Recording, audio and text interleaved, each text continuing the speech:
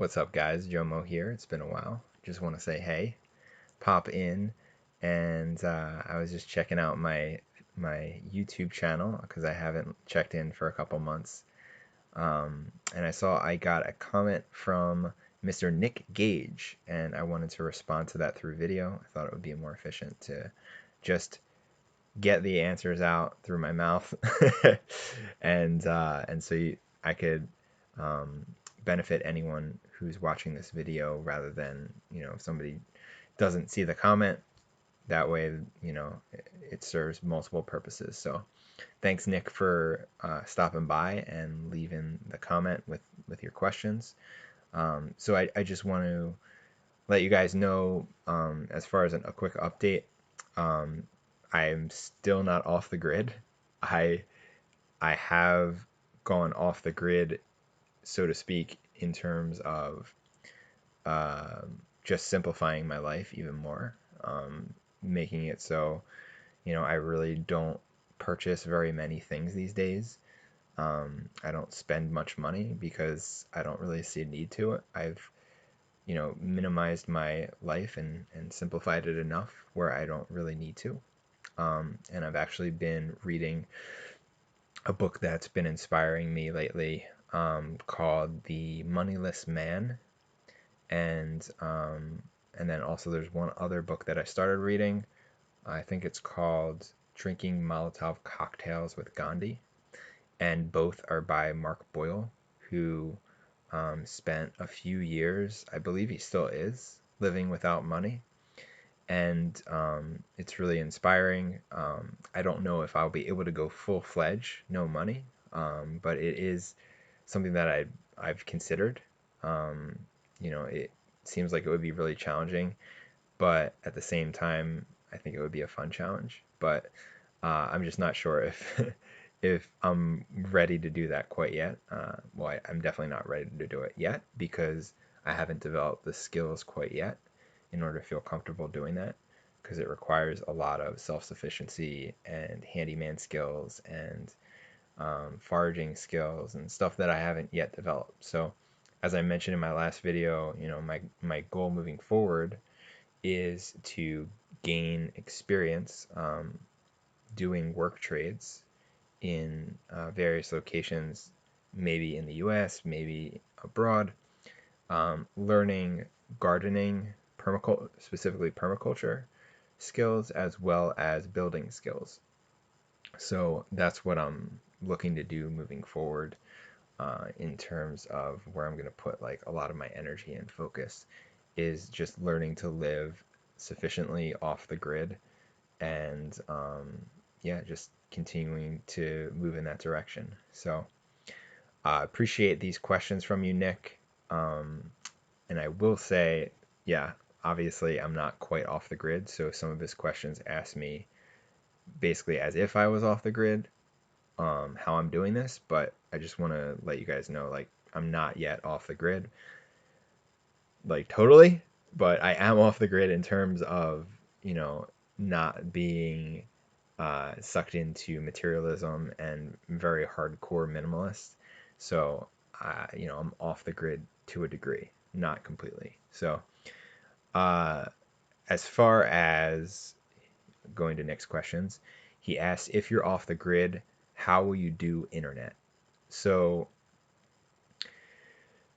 once again, I'm not off the grid yet, but I think it really varies and depends on your location. So, as long as you are relatively close to civilization and you are able to use a hotspot and get connected to the internet through a hotspot, and you would obviously have to test your particular location to see if a hotspot would work, then that's how you could do it.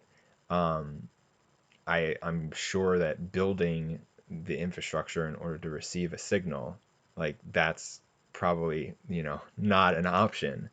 Um, but as far as like electricity goes, you definitely can do electricity off the grid.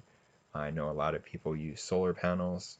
Um, they put a heavy emphasis on solar panels in terms of their electric production. I know some people use like some kind of water generator, or I forget what they're called, but it's just like a little thing that spins in the water that produces electricity. And then there's a bunch of other options as well. There's wind. Um, and then like I saw there were some people that have like bicycles that like you bike and then it produces electricity. Like you have like one of those bikes that's connected to some kind of like electric producer. So, I mean, you can get really creative. There's a lot of people out there that are pretty creative as far as electricity goes, but so that's my answer to the electricity and internet question. As far as he asks, do you worry for health insurance? So I don't recommend going without health insurance. So I don't particularly worry. I simply would weigh my options wherever I am. So if I'm in the States, it would probably be either Obamacare or there's some kind of like Christian ministries insurance that Dave Ramsey talks about a lot, which is basically like you pay a portion into a pool where other people pay into, and then you kind of like share the health insurance together. So that would be like, I would say, probably the most budget friendly option in the United States. And when I was in Mexico for a couple months, I actually switched off of health insurance in the United States and I switched to nomad insurance. I think that's what it was called, or I forget the exact name, but if you just Google like nomad health insurance, you'll find it. Um, and it basically, was just covering emergencies. So that's all I really needed. I don't take prescriptions. I don't need to go to doctors regularly. So the only thing I would really need is emergency coverage. So um, yeah, I mean, that's just me personally. I know it varies from person to person. You might need a little bit more coverage, but yeah, I don't see that being a problem in terms of living off grid. Obviously, shop around to find the best price in terms of if you're trying to live on a budget. Um, so yeah, that would be my suggestions as far as what I've been exposed to. He asked, "What other jobs did you have and dislike in the past?" Um, so I guess he just wants me to get specific. I don't actually remember talking about this in my last video, but maybe I did. Um, so I mean, I would say all jobs that I've had to some degree I haven't liked, because they require me checking in with a boss and not doing work on my own schedule, but that just comes with the territory of any kind of work where you have any kind of boss or manager. So, yeah, I mean, as far as one specific job, I would say uh, when I was a brand ambassador for certain companies, I'm not going to say any names, but and I had some really good brand ambassador jobs where I was promoting products that were really cool and I was like really excited about. Like I did a VR demonstration in the Phoenix airport for a few months, and that was like one of my favorite, if not my favorite, brand ambassador jobs that I did. But there were also a lot that I felt really bad promoting, like things that were not healthy, products that weren't healthy that I was basically handing out to adults and children. And like I felt really guilty doing that. And I felt like I was going against my own values. And so I guess any time that I felt like I'm selling my soul to any significant degree, that's when I really question why I'm there. And usually when I start questioning it like that, I don't last very long in that job. So um, yeah, I would say just various brand ambassador jobs that I haven't liked that were just like, you know, I I recently watched the documentary on Netflix, The Social Dilemma, and I'm not sure if you guys have seen that, but I definitely recommend it. Um, but it reminded me of just the marketing world in general. And I've been in and out of internet marketing for the last like 10 or 11 years. And so I've been exposed to so much. Like I could probably make like a whole like length of, series of videos on this, but I don't know if it's a good use of my time. But basically, uh, I've been exposed to how marketing works, how the marketing machine works, and this documentary, The Social Dilemma, really gets into it in like a very simplistic way, and it just makes it makes it make a lot of sense. So I really like the way they illustrated it, um, and so I would say anytime I'm marketing a product that I know isn't the thing that you know, I would promote for the rest of my life, or, that I feel so passionate about. That I think is, you know, qualifies for jobs that I dislike. So anytime that and like I said, once I realized that it wasn't for me, I didn't last long. So, I mean, that's one thing that I've noticed about myself is I really can't sell my soul for very long before it just like eats away at me. Um, so yeah, there you have it. What is your favorite food to grow? So I actually haven't grown very much food quite yet, and that's why I want to do the work trades and I want to get a lot of hands-on experience growing food. Granted, my mom has grown food.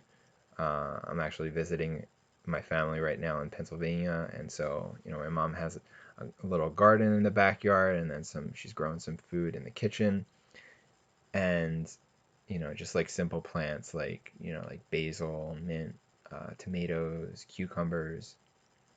Um, I can't really think of what else, but as far as what I've personally had experience growing, it's been basil, and that was in Phoenix, Arizona, and it was inside an apartment where the growing conditions just were not good. So I ended up killing the plant, and yeah, I just need a better environment to grow food in, and yeah, it was just like the plants were. It was like the only thing I had was a windowsill, and it wasn't getting enough sunlight, and so basically the plant died because it wasn't getting enough sunlight. So yeah, I mean, I love basil as far as like the food that I would want to grow in the future. But yeah, pretty much any vegetables and obviously like fruits, like planting trees and stuff, and just any edibles. And I definitely want to learn about foraging. I want to learn about, edible plants, that kind of thing. So definitely looking forward to learning about that in the future. So that's it. Those are Nick's questions. Thanks, Nick, for stopping by again. And hope you guys enjoyed that and enjoyed reconnecting. And hope you're keeping your head on straight during these crazy times that we're living in. And yeah, just make sure that you're staying focused on your goals and your visions. That's really what's kept me going and helped me stay positive through a lot of these turbulent times.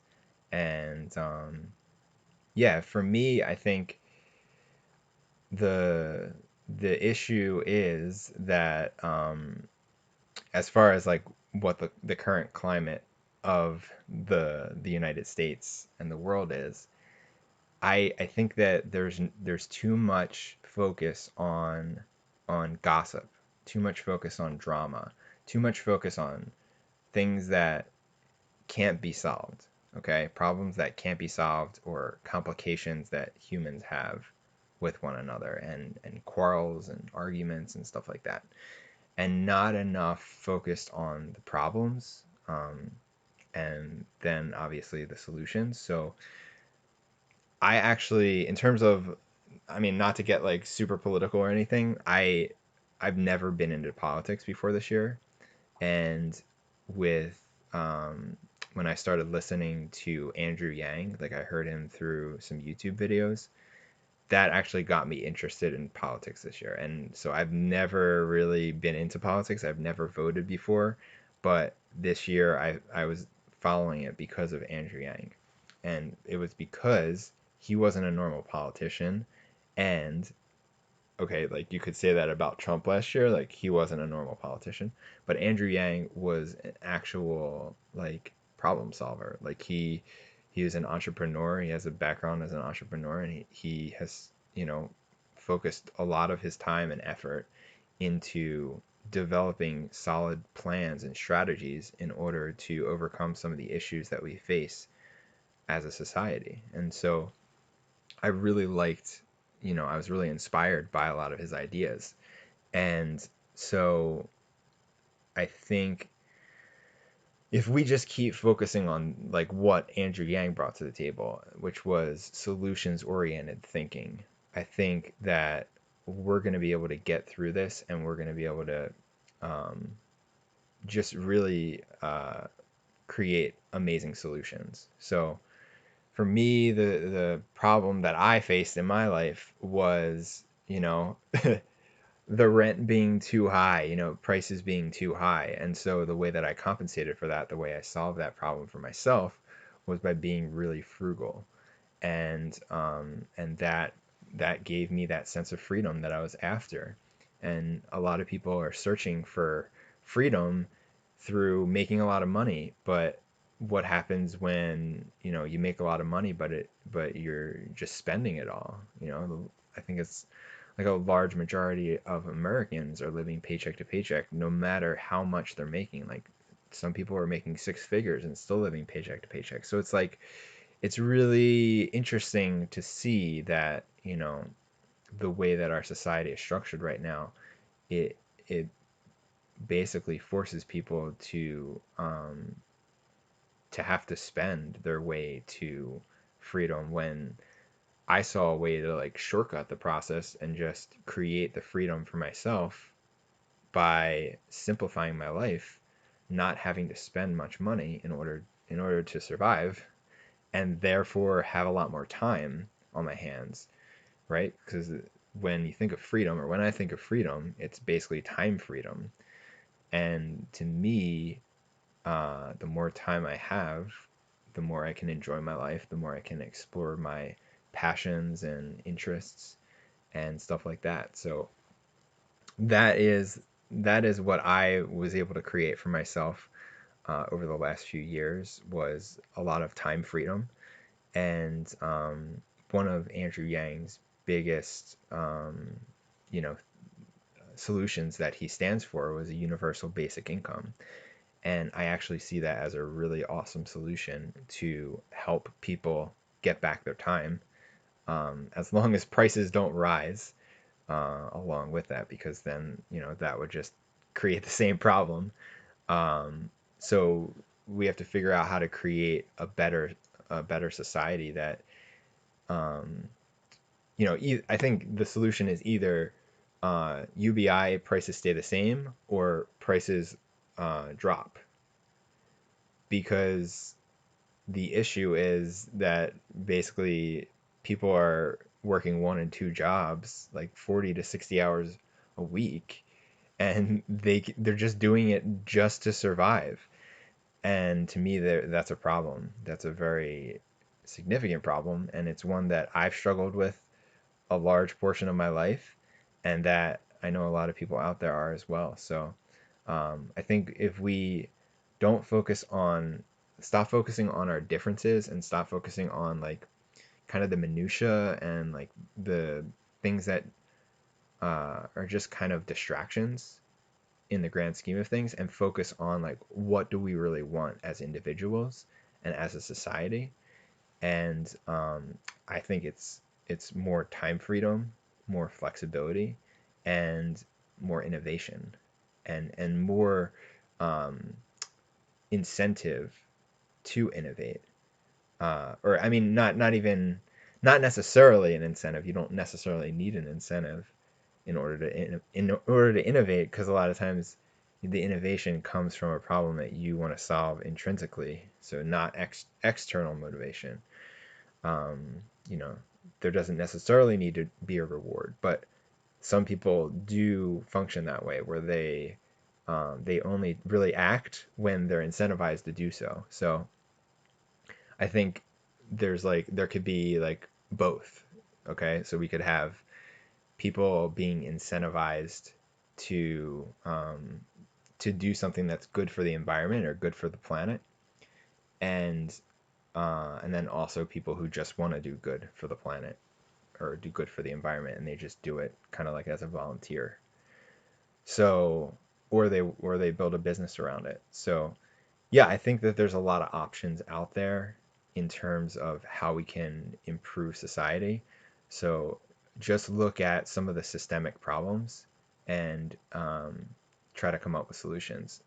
And I would suggest looking at the thing that you struggle the most with, because that's where a lot of really good ideas are born, is like, okay, what problems do you have in your life that either you already have solved or you're looking to solve?